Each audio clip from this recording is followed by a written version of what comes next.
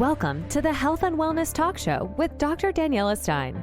Dr. Steyn is a medical doctor, wellness expert, and assistant clinical professor in family medicine. Her mission is to inspire and enable you to live your best possible life with optimal health. Prevent disease through healthy lifestyle choices and use food as medicine to support longevity, energy, mental clarity, happiness, and well-being. Join us today as she interviews guests, empowering you to live your best life with optimal health. Connect with Dr. Steyn at www.danielasteyn.com. Subscribe to our YouTube channel today. Good day and welcome from me, Dr. Daniela Steyn. I'm a medical doctor, a wellness expert, and a sports enthusiast. I am so happy to have Angie with me today. Welcome, Angie. Thanks, Daniela. It is such a joy, and I'm so excited to be here. Thank you for having me. Please subscribe to my YouTube channel. Like this and subscribe and send this to someone who's going to be interested in what we have to say. So what we're going to be talking about today is triathlon nutrition, and specifically geared towards women. So I'm very excited to have Angie here. We have the same last name. It's Angie Steyn, and she's also South African, but we're not family. Unfortunately not. I wish I could have been family, because Angie is absolutely amazing. She's a health coach. She's a registered dietitian who studied at the University of KZN in South Africa. And in KZN, she had a big practice where she worked in hospital. And she also had her own dietitian clinic in sports and wellness. Angie's also the author of the book Freedom with Food. Thank you so much for being here, Angie. Well, thank you for that introduction, Daniela. Yes, I really do love people. That's one thing for me, is my heart is to see people doing really well and excelling in what they love doing and enjoy doing, but in a holistic way, in a holistic, healthy way. Like you said, like yourself, I've worked in hospitals for a long period of time, and I've worked with a wide variety of different people, different age groups, from neonates right the way through to the elderly, different walks of life, different cultures, different conditions. And I just love the fact that nutrition is like medicine. It can be used as a medicine to help people feel well and full of energy and just good and healthy and strong again. So as you mentioned, I did also have a practice in a sports and wellness clinic. So I do have a passion for sport nutrition as well. And I love working with athletes. And then you generally like working with people. So you did further training as a health coach, a life coach, and you also did training through the Institute of Functional Medicine regarding nutrition. Yes, that's right. And that was such an exciting time. Those courses are just amazing. And like I said, using nutrition as a preventative measure, using nutrition to group people together and as a social thing, but also as a nutritional thing, as a medicinal thing, it's my passion. Good. So I'm very fortunate to have Angie working with me here. We're both in Oakville in Canada, where we work specifically with athletes and actually anyone who really needs that one-on-one nutrition coaching. She brings so much wealth to the table regarding nutrition and the coaching aspect to help people to take them by their hands. As a physician, I've often found I would tell people, you must just lose weight. But I didn't really know how to help them. And that's why I partnered with Angie, as she has those skills to have someone, when I meet someone and say, you must just follow this diet, ABC diet, then she can partner with the person to say, but how are we going to implement this diet? What is going to work with you? And we can talk more about coaching, what it is, what it looks like. And Angie helped me to develop a course specifically for female triathlon athletes for their nutrition. But before I get into that whole thing, tell me your story. So first, yes, let's get back to your story, how you got involved into nutrition, why you're passionate about it. Yeah, so as a young child, I actually wanted to get involved with anything medical. I really wanted to work with people and help people. I love caring for people and serving people. So for me, getting into a medical field like dietetics was something that I always wanted to do. And then when I studied at university, I really just enjoyed just the different aspects of nutrition, right the way through the life cycle. And then I trained dietitians at university, and I was a lecturer there, and I really, really enjoyed that. And so it's always been a thing in me to just really love people, empower people, and see them do well. I love to come alongside people and support them. And I think that's where the health coaching thing for me is so, it's such a great thing, because it really helps to support people in setting their goals for what they desire to do. So that goals is a big thing. Tell me a bit more about goals. Why do we need goals? What are goals? Yeah. So I think setting goals is such an exciting process, actually. It gets me really excited because it brings a lot of direction and it gives hope to people. It really, each and every individual person is so different. We know that. And according to an athlete or any individual really who has different lifestyle experiences, different skill level, different schedule to follow, each and every person is going to have a different goal. Even if they have a similar goal, they're going to have a different way of getting to that goal. So taking a goal and breaking it down into smaller steps is a really important thing to do so that it doesn't feel overwhelming and that it brings that direction, like I said. So I mustn't just tell you that I want to lose 20 pounds. Exactly. Because how are we going to do that? So I always like to ask people why. What is your why? And even when they've answered like what their why is, so like for example, if they wanted to lose 20 pounds to feel healthier, then there needs to be a second why as well, even a third why, to really get into what is the real motivation behind it, because it's that at the end of the day that's going to help to inspire that person to reach their goal as well. So setting goals, there's certain goals that will help to motivate a person. For example, developing a new skill or something that draws somebody towards that goal. And making small little goals instead of broad ones. Like you said, I would like to lose 20 pounds. Now, that's a great goal to have. But what are the small steps that lead us to that 20-pound weight loss or 20, whatever they are aiming for? Is it smart? And that's what we like to use is it smart? Yeah, so tell our viewers, what does SMART stand for? Because I know when you work with clients, you work through SMART goals. And SMART is an acronym. Yes, it's an acronym. And it really does help to keep this in mind. I have this saying from the time I was young. Proper prior planning prevents poor performance. Oh my goodness, that's a tongue twister. Okay. Proper prior planning prevents poor performance. Oh, and that's so applicable for our triathlon nutrition as well, right? Exactly. Okay. So having that in mind, if we plan appropriately, then we can really meet our goals. So SMART stands for S is for specific.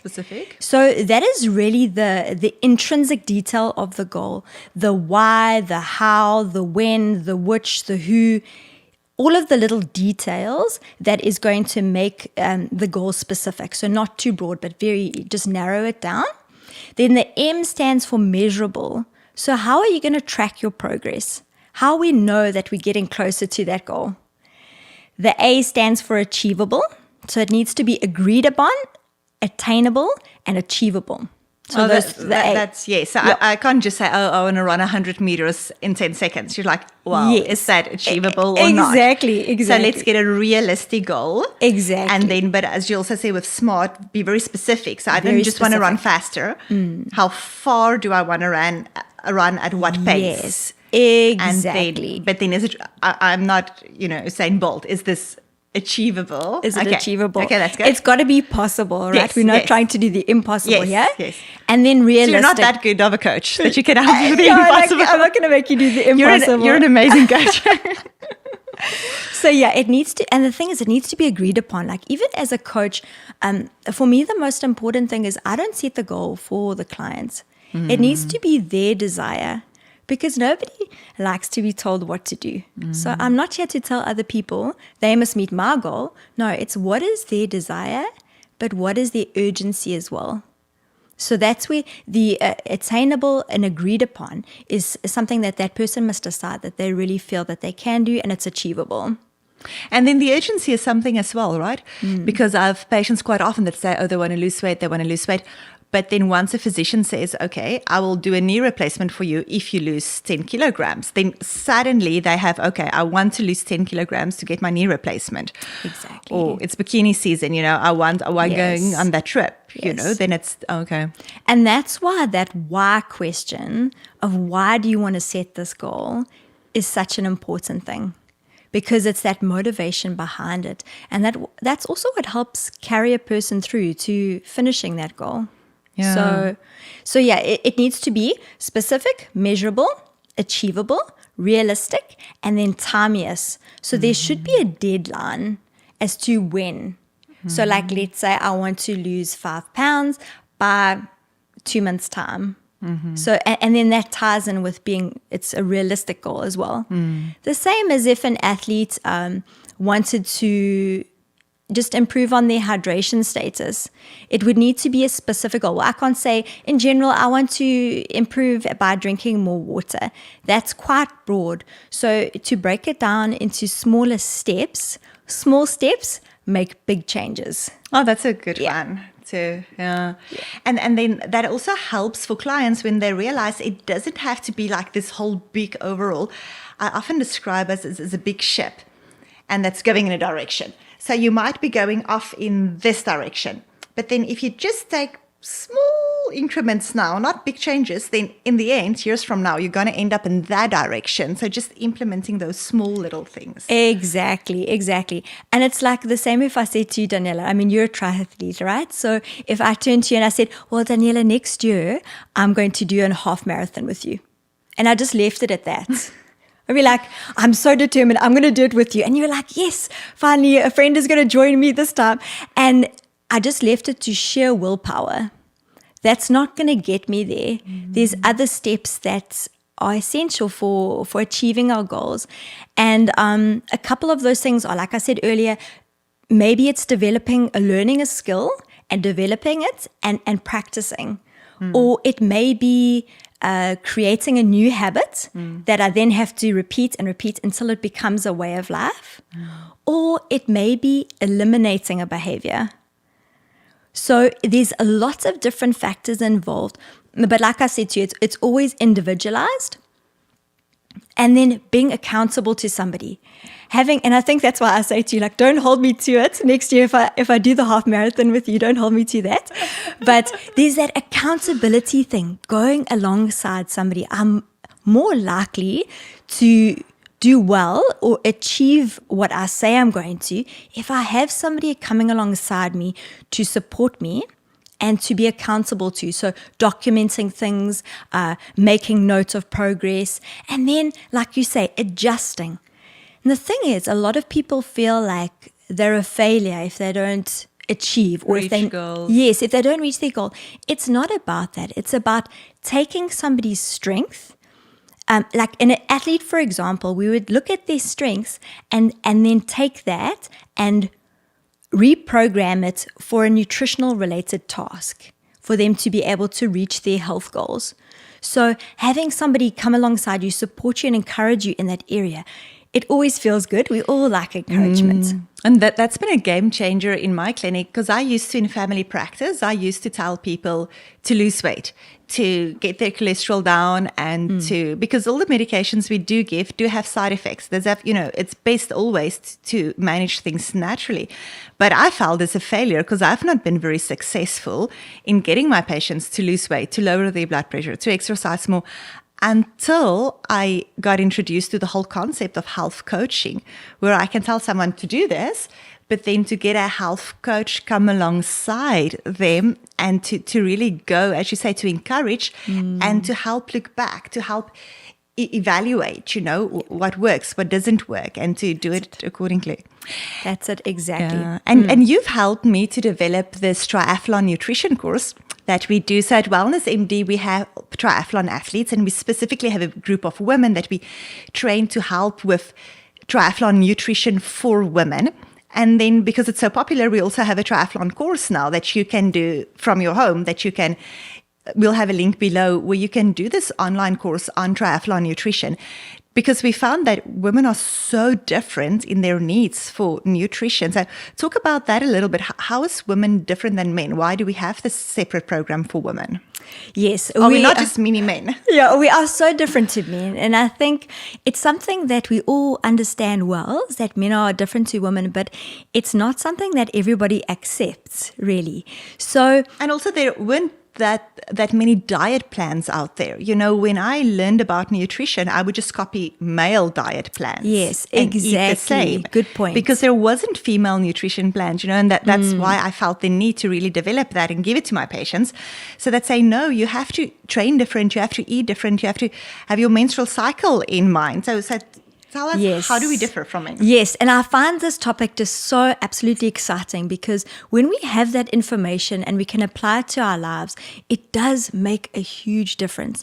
So we know men and women are very different. We tend to carry a little bit more weight around the hip area.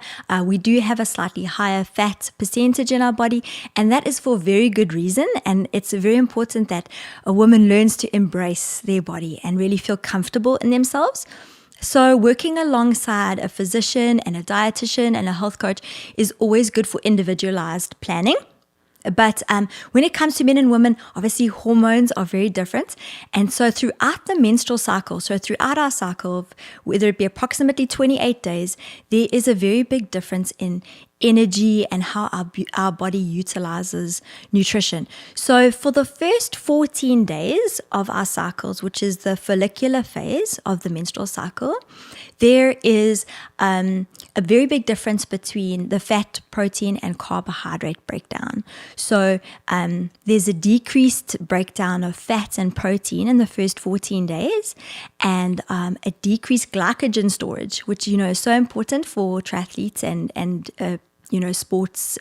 sportswomen. And so it's important to adjust our nutrition accordingly. Yes, so just to trace back, so if our listeners and viewers are looking at it, so when you count your cycle, we'll say that first day of your period is day 1 of your cycle. So, and that's when you start counting. So it's very helpful, and we teach all our clients to keep track, to keep a journal, to start taking notice of it. So day 1 would be the first day of your cycle. And so that first phase is the follicular phase until the time that you ovulate, that your body is making this follicle that it's going to ovulate. And during this time, you say that our glycogen stores are depleted easier. Yes. And we need glycogen. So that is when we store sugar in our muscles and in our liver. Because we have sugar from just eating and drinking. We have sugar so we can go for a run. But then that sugar gets used up. And then as soon as that sugar is up, then our body goes next to get the glycogen from our liver and from our muscles. Yes. So we have to work harder during that phase to really replenish our stores. Exactly. Exactly. So that's the first 14 days. And then in the second phase, which is known as the luteal phase, there is usually a larger appetite, and then the opposite. So an increased breakdown of fat and protein, and the opposite for carbohydrates. So again, if we understand these things and if we can track our cycles, then especially at event time, we can understand what to do. Like if we need to focus more on glycogen storage, then we can do that. There's also a little bit of a difference in the core body temperature for a woman. Around the luteal phase, it is slightly higher. So the temperature at which you will start sweating is going to be higher. Yes. And it's important to be aware of this. So it's normal, because I remember I found it frustrating when my weight just fluctuates. But you realize, as you said, that your weight is going to fluctuate. There are going to be days when you eat more. There are days that you're going to eat less. To listen to your body, not to get excited, not to become, because I found that with a lot of athletes, as soon as they see that their weight creep up, they become very restrictive. And then when you become very restrictive, and eat less calories, you know, that's harmful to your health. Exactly. So to be consistent is key. And like you said, there is that normal weight fluctuation just with fluid retention because of the hormones throughout the month. Don't panic, just be aware. And just know that that's part of being a woman, and that's okay. Okay. Yes, that's helpful to know. And then the online course talk about that quite a bit as well, as to how it's different. And then it's also same thing with weight loss. When you work with clients with weight loss, you know, there's also that fluctuation in their weight loss. So That's it. And what do you prefer? Because there's different schools of thought. You know, some people say don't weigh at all. But then when we work with clients, they have to weigh because we need our goals to be measurable. Yes. And then, you know, people are different, but sometimes we teach to weigh once a week. Sometimes we teach to weigh every day. What do you prefer? I think once a week is more realistic. It also helps a woman to not be obsessed with having to weigh all the time. And it gives a more generalized idea of what's happening. Whereas I can drink 3 glasses of water and gain, you know, close to 2 pounds. Yes. So, you know, just getting at least once a week, usually in the morning is a good time to, and stick to that same time and keep it as a routine. Like once a week is absolutely fine. To do it more often than that, it can create a pressure and an anxiety around that. And that's the last thing that we want for someone to have. Yeah, and then I've worked with patients who's previously had an eating disorder where they do not want to get on a scale at all. And I was first taken surprised by it when I had people in my family practice just for their checkup. And they'll be like, why do I have to be weighed? And I'm like, but I weigh everyone once a year for their checkup. You know? But in that specific person, it is harmful to weigh. So they should not be weighing at all, you know? So the best thing to do with somebody with an eating disorder, and I've worked with so many clients, you know, unfortunately, who suffer from conditions such as that. And it can be such a stressful thing for that individual to step on a scale. The key for somebody who, like, let's say, you know, you have an eating disordered patient come to you, is not to not give them an idea that you're going to weigh them, because they will come prepared in some way. They will automatically drink or carry stones in their pockets or something like that. So it's best not to warn them, to rather say we're not going to, and then sometime in the time that you treat them to put them on a scale. Or you've got to make sure that you get them to empty their pockets, use the washroom before they get weighed and things like that. Sure, yeah. So that's a big thing. So weight is such a big thing. So on the one hand, I really push that people have to lose weight, because a lot of my patients that I see have, because of being overweight, or even if they're looking as if they're at a normal weight, they might be eating unhealthily, putting that, we call some of these people skinny fat. So they look skinny, but they're like just fat. So on the one hand, I'm pushing to prevent heart disease, to prevent stroke, to prevent diabetes. I'm so pushing for weight loss. But on the flip side, I see people in hospital that, especially now through this pandemic, when there's nothing else that they can control, little kids, and the only thing that they can control is what they put by mouth. You know, it's really devastating how our number of eating disorders has really gone up during this pandemic. So I really, when we have this whole talk about weight loss and nutrition, I do say that with a lot of, with caution. So on the one hand, we work with people that we say, oh, you must just eat healthier and you must eat less. But I also realize that there are those people who are already having such a hard time. And I think that's why it's important to work with a coach, right? And with a dietitian and with a doctor, to not try to go through this journey on your own, but to get help, to get someone on your side. And that's why it's important. You know, we've seen all these studies about how people get influenced by their community. But now, unfortunately, at this point, our community is really extending to social media. So we get a lot of negative influence as well. Sometimes our friends are not the best support. So that's when it's helpful to have a health coach. I know my husband, when I would say, oh, we shouldn't eat this, he's like, no, we're good, we can eat that. My husband's the same. So we must look at who is our support. Yes. You know, and if you don't have someone in your circle, you might want to reach out to a health coach. And that's also that more objective eyes. If you want to lose 5 pounds, your coach might say, okay, but you're already at an unhealthy weight. Maybe you should not be losing more. Yeah, and you know that I know we've discussed this, you and I, once before, that study that they did at the University of Virginia. Yes. That is that was, I really found, that really touched me because, and you just jump in if I'm not saying it correctly, but there was 34 students that they were given a weighted backpack. And they were put in front of a very steep hill. Some of them stood alone, and then others stood with friends.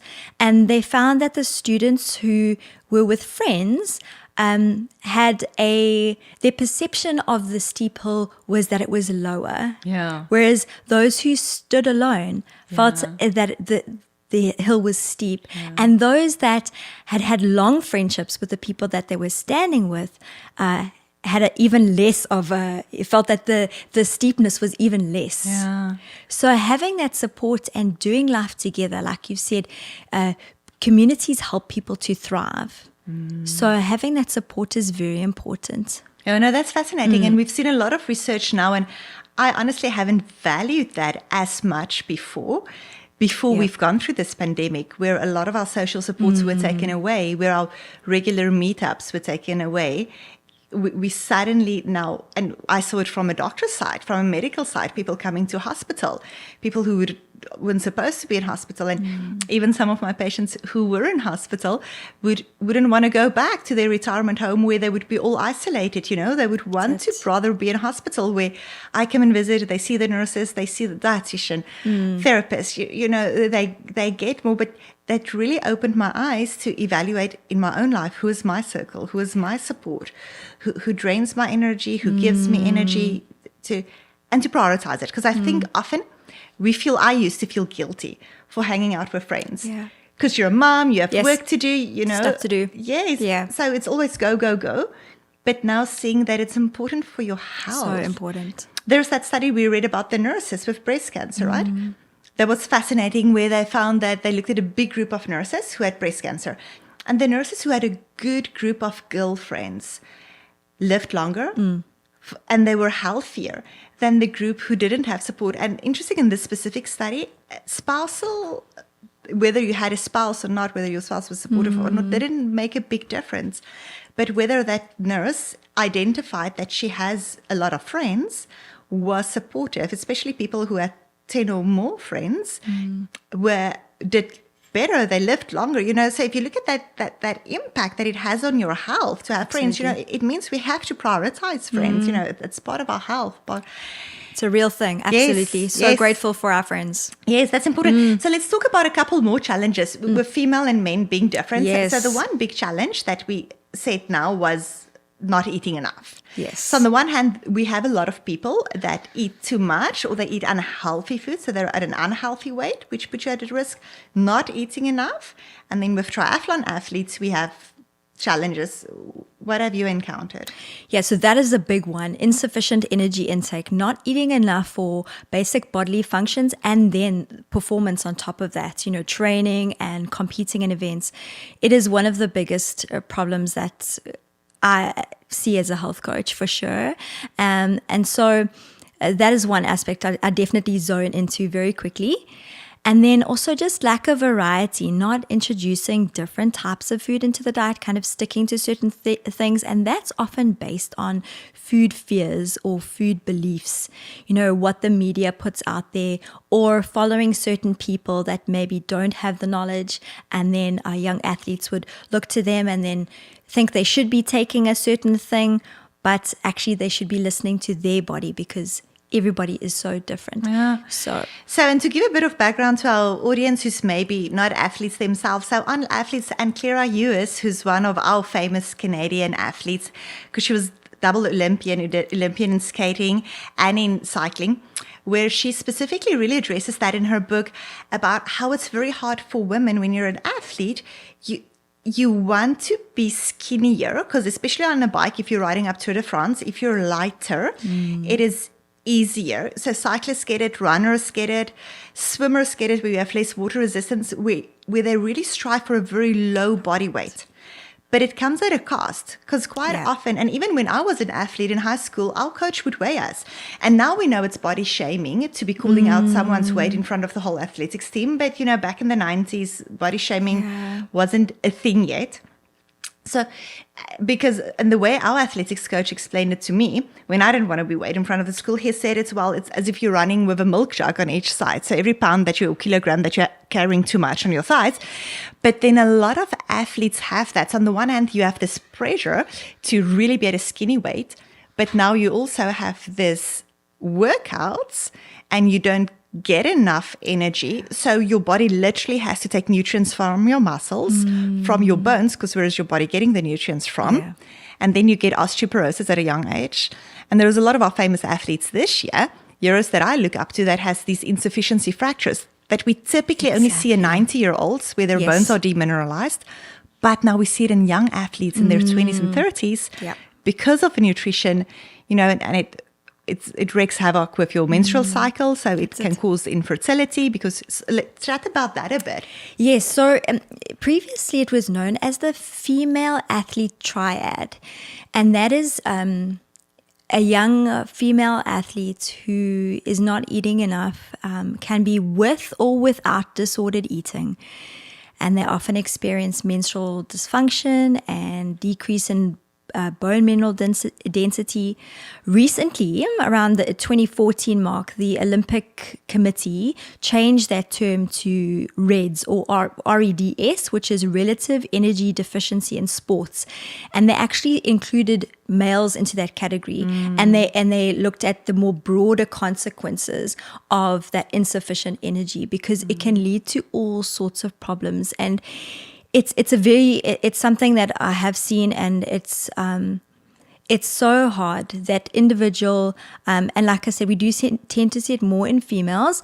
But it is relevant in males. It As is, male absolutely. athletes, especially when they're cyclists, they want to be lighter. Yes, it is. And especially in those sports that you mentioned, in dancing, figure skating, running, cycling, and swimming, where the athlete wants to maintain an unrealistic low body absolutely weight. It is unrealistic, and so that person needs a lot of support.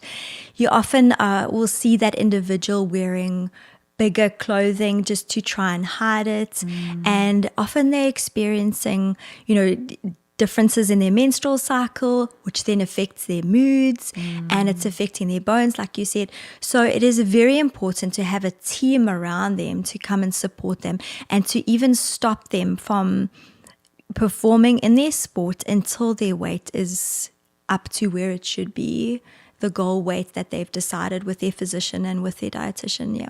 And that's a hard thing. That is where you really need someone in your corner. You need a parent, you need a loved one who will step up and say, you're at a stage where it's not healthy for you to compete anymore. Yes, absolutely. And that's where yourself as a triathlete can really come alongside these younger athletes and be a mentor to them, and just set such a great example of eating a realistic amount of food, a normal amount of food, enough for their bodies to function and for them to be able to train at the rate at which they want to train and perform. So setting an example and just speaking life over them, I think what we have to be so cautious of is just the messages that come across from the media, the images that come across, and the words that come across. It's so easy to turn to a female athlete and say, wow, you look amazing. And that athlete has just lost 5 pounds. So that's the boost for them to keep going with their weight loss. We need to be very careful of our words around these young female athletes, and to rather focus on Being their strong performance. and Exactly. But there has been a bit of a shift, right? If I compare it as to when we were in high school and through university, there's definitely been a bigger shift saying that you're beach ready as you are, and to focus on being strong rather than being as skinny. Yes, definitely. I totally agree with you, and I see that. I think it's such a positive shift, and we've got to keep going with that and keep encouraging these young athletes. And that's the thing, is they're watching everything that you do. And so to set that example is absolutely key. Yeah, and even with my kids, I have 2 daughters. Well, and a son, and it's so important for me to really teach them to be healthy. So to cut back on sugar in the house, to eat healthy foods, to focus on healthy. But then I'm also praying for wisdom, how to do it in a way that my kids are not one of the kids that I treat in hospital who eat up with eating disorders. Absolutely. So on the one hand, you want to encourage healthy behavior, but you don't want to terrify your kids. You don't want to be restrictive. That's it, absolutely. And this is where children do not like to be told what to do, just like none of us like to be told what to do. And so I love to give my kids choices. I like to get them involved in what I'm doing. So let's go to the grocery store and you guys can choose what vegetables we're going to be having tonight. So you can choose anything you like, but then when we get home, so let's say they've chosen broccoli and spinach and cauliflower, for example. At home, when it comes to mealtime, we can do something like give them 2 choices. I find if we give them too many choices, it can get, they'll just keep, then I'll rather just have M&Ms. Yes. No. Okay, you can choose between broccoli or you can choose between spinach. What is it going to be? And then they can make a healthy choice. And it's the same with activity. We can't sit on the couch and then expect our kids to be doing active. Exactly. So do you guys want to go for a walk for half an hour, or would you like to do just dance, when the weather's bad? Encouraging them to engage in different physical activities and then to make good, healthy choices at the table and to have meals together as a family. No, that's critical. Yeah. And that's how you set your child up for success. I see so often people spend so much money on private schools, but the biggest thing you can do for your kid, it doesn't help if your kid had a very fancy education and a very good sports coach, but your kid ends up with type 2 diabetes and end-stage renal disease in their 40s, 50s. I think people often don't realize the big impact of nutrition, the big impact of movement. That's an area where I'm really grateful, where my parents have set me up for success. So my parents didn't go to the gym ever, but they were very active. We would bike everywhere. Our activities would be a canoe trip or climbing up in the mountain behind our house. That's what we did Sunday afternoons. Awesome. We would go on a hike up the mountain. So we didn't see it as exercise. We didn't see it as nutrition. We saw it as a family activity. Good. So it's really something that I try to cultivate in my family. Absolutely. To have that active lifestyle. So it's not exercise. It's just life. Fun. Life. It's fun. We're doing life together and this is fun. It's exactly what it should be. And you guys like to do it as well. You have 2 love kids. It. Yes, I have 2 kids. Yes, a son and a daughter. And just getting out there, and just going for a bike ride, splashing around at the lake. Just and you do stand-up paddleboard. Stand-up paddleboarding is my absolute favorite. My daughter loves it too. Oh, good. And so good, just good. Going out there together and just embracing life, having that more active, more healthy lifestyle. That's it. Absolutely. Good. So let's chat about fluid a little bit. You touched on that. So when we work with our athletes, our female athletes specifically, so this account, you can work with a man or a female. We just felt that there was this bigger need for female triathlon nutrition just because it's so tricky. I, as a triathlon athlete, have been vegan for many years at a point when 20 years ago, when it was not healthy for me because I didn't know about all the amino acids, about all the protein that I needed. So I lived on pastas and grains where I didn't get enough protein and it was harmful for my health to do it. And I didn't have any fat in my diet. So that was really 20 years ago. Running those long distances wasn't helpful.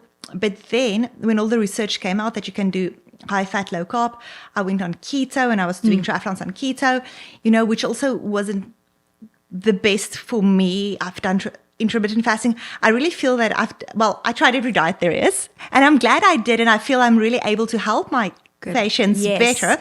But then now with this course that we developed and where we help people with their nutrition, we look at that. We look at the different diets, and you can go through this course and you can do triathlon on any diet. You must just do it smart. That's it. You must make sure that you get all your minerals, that you get all your micronutrients, that you get all your macronutrients, that you get glucosamine for your and collagen for your joints, because collagen is something that we get in animals, but then especially if you're on a vegan diet, you have a bone broth recipe that you give clients as well. Yes. Bone broth is such a good thing. It's so healing for the gut and very good for the bones and the joints. So I really encourage athletes to take bone broth. Do that. To make their own, yeah. Yes, and then even our athletes that do intermittent fasting can do that because there is no sugar or carbs in it, so you can still be fasted, but you get that protein and that oil in your joints, yes. And then, so the nutrition is a big part. Getting all your nutrients, avoiding being over and underweight. Yes. Because too low weight will impair your fertility, your mental well-being. Being overweight is harder on your joints because you wear your joints out quicker. Yes. If you are 10 kilograms overweight That's when right. you do run. So, then you can run into knee and hip problems. So that's a big one. Then the other thing that we really talk about is supplements and fluid. Can you chat about that a bit? Yes, so fluid can be quite a tricky thing. I've seen a lot of people get very confused over fluid because there can be a fine line between overhydrating and underhydrating. So the way it actually goes with a fluid is we should look at how much we're eating. The amount of calories we're eating equates to the amount of mils we should be drinking. So if we're eating 2,000 calories a day, then we should be drinking about 2,000 mils a day or 2 liters of water a day. And in terms of how we get it, water is always the best choice.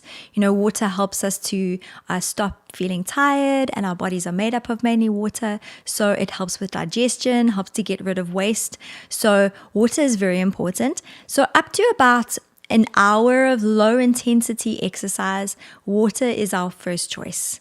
We only start looking at introducing electrolytes and things like hypertonic and isotonic drinks, which are those that contain a bit of glucose in them after an hour, or if it's very high intense, like what your triathletes are doing, high intensity, long duration training and events, then you can bring in some electrolytes. I always like to warn my clients to check Informed Sport websites to see if there's any banned substances. Yes, that's important. Because we don't want any banned substances in any of our sports drinks or anything, or any of our supplements.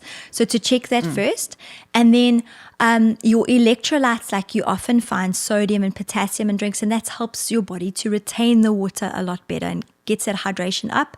And that's why you often see glucose and salt together, because it helps the body to just absorb the fluid a lot better. The glucose helps your body also to absorb the salt. The other thing is we see every year there's about one female long-distance runner who would die of hyponatremia. Yes. So that would be someone who's been drinking water, but didn't get enough salt in, and that causes swelling in the brain, and it can cause death. So it's quite critical. It's a very real thing. And so that's why it's so important, like during training, to mimic then what you're going to be doing in the events, and to pay attention to thirst, urine output, and then sweating as well. So sweating is quite a hard thing to kind of gauge, but to weigh yourself before and then after training or an event will help to just gauge how much you need to then rehydrate with. But yeah, absolutely, the salt is very, very important. Because what you were saying about weigh, so if I weigh myself before a run and I weigh 60 kilograms, and then I go for a run and I drink a bottle of water and I come back and I weigh 59, then it means that that one bottle wasn't not enough. Next time I must drink a liter extra. Yes. To compensate for that 1 kilogram. Exactly. You want to be the same weight before and after. Or if after my run I come back and I weigh a kilogram more, it means, okay, I drank a liter too much. Yes. I can cut back on the fluid. Yes, exactly. Which is good because there's not a lot of water gurgling around my stomach. Exactly, and making you feel uncomfortable. Yes. Yes, so that's a good way of doing it. Okay. Yes, that's very helpful.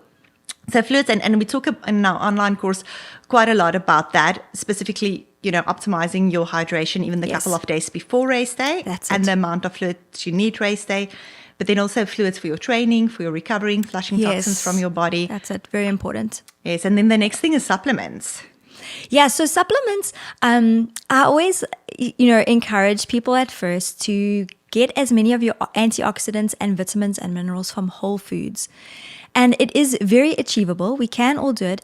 But if somebody wants to go into supplements, I always say check with your doctor or dietitian first and make a decision based on if there are any nutrient deficiencies and go from there. If you're going to take a supplement, supplement with a vitamin or a mineral that comes from a company that's reputable, that doesn't use extra bulkers in their products, and that have got scientific trials behind them that have been around for a long time, and that I personally like to try the supplement on myself also before I can recommend it to somebody. Yes, and feel free to our audience to email us regarding which supplements.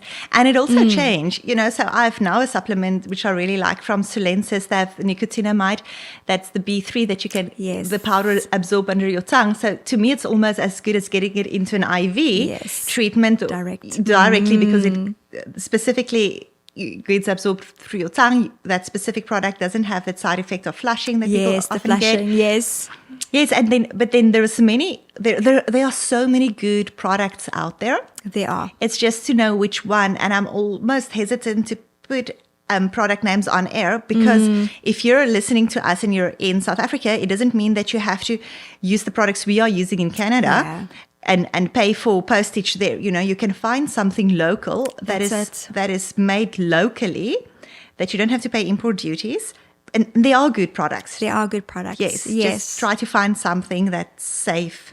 And pure. Yeah. Yeah, that's not using any extra additives and very good absorbable. Yeah. But always first to go for your whole foods, and I never want somebody to take a supplement as an excuse not to eat lots of fruits and vegetables and increase their servings on a daily basis of that all the time, and to use that as a first key point to get the micronutrients that we need before going to a supplement. But there is definitely an important role that supplements do play and for our people who athletes can't need get. it, especially if you're running and you're sweating out. You have to replace those salts. Absolutely. Our athletes need magnesium, we give it magnesium. Yes. Because that helps our muscles relax. It helps our body relax. Yes, exactly. It helps us with sleeping as well. So just nerve function, muscle function. Magnesium is very, very important. Yeah. Vitamin D is another one. Yes, vitamin D is very important. We get it from the sun, but, we're not always exposed to the sun. And when we are exposed to the sun, we tend to put sun lotion on. So getting vitamin D is actually our happy vitamin. So it does help the mood as well. I like to encourage people to take omega-3, especially if they're not getting enough fatty fish, or if they're vegan, they're not getting enough omega-3s from, your vegetable sources, your seeds.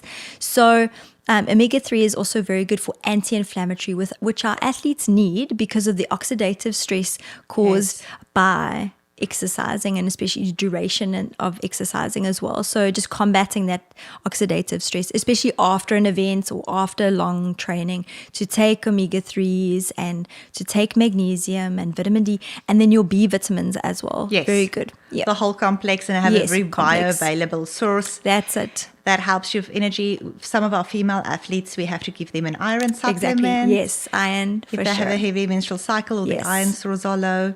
Another one we sometimes do is beta-alanine to help with muscle, amino That's right. acids. Yes, that's also a very good one. Yes. Yeah. Okay. Yeah. So feel free to email us, and we'll have everything in our course, specific nutrition that you need specifically. Thank you so much for joining me today, Angie. Oh, thank you for having me. It's incredible. Please subscribe to our YouTube channel and register for our online course today. If you are in Ontario, we would love to work with you. Angie and me will make a team. We'll work out an individualized plan for you, what you need. So please, if you're in Ontario, contact us. It's www.wellnessmdhealth.com. If you're outside of Ontario, you can buy our online course, and you can work through all these things at your own page. We have a great platform that we use, and our clients love it. We've got such positive feedback from people feeling that it takes you really to the next level. It will optimize your health outside of triathlon as well. Subscribe to that today. Subscribe to my YouTube channel. Thank you so much. Thanks, Angie. Thanks, Daniela.